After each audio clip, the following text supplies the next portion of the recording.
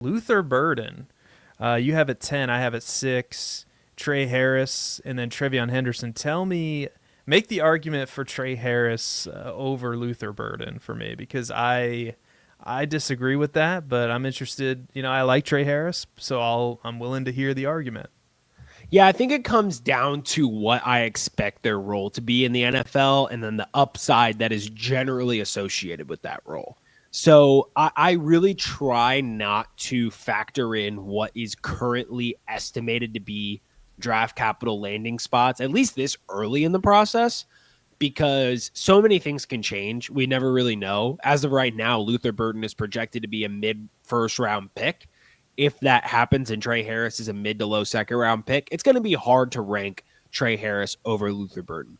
But as prospects, Luther Burden he's more of a slot receiver, as we kind of talked about. He can play both outside and inside. He's going to excel more on the inside. That's a fact.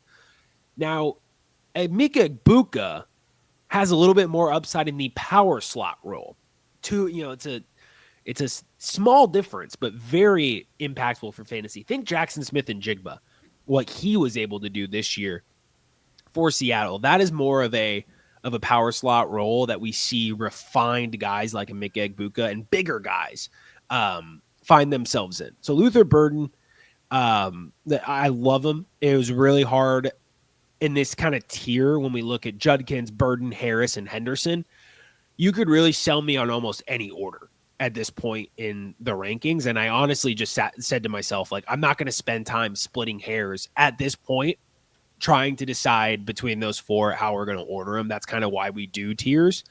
They're all in a similar tier for me. Harris, with his size speed combination, has the potential to be a true alpha X. Like, I'm talking Nico Collins, Andre Johnson type of player. I ironically just named 2 Texans.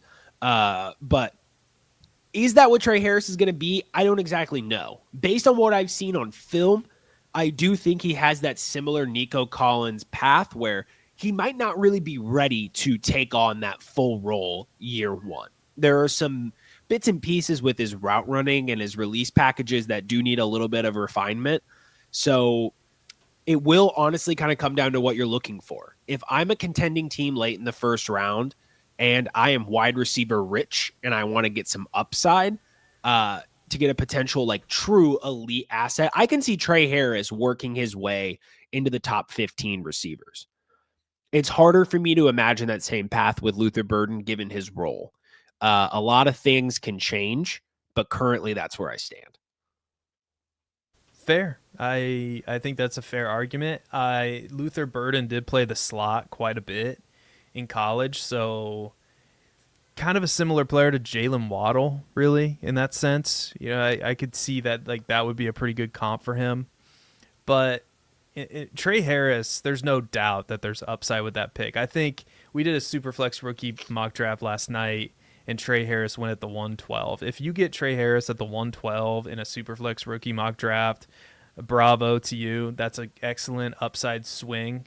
And yeah, I it's not that I don't dislike Trey Harris. Luther Burden to me is super appealing. I think he's likely gonna be a discount because of the season he had this year that I don't think was entirely his fault. For sure. So again, I'm not going to argue too much there, but that is our biggest disagreement.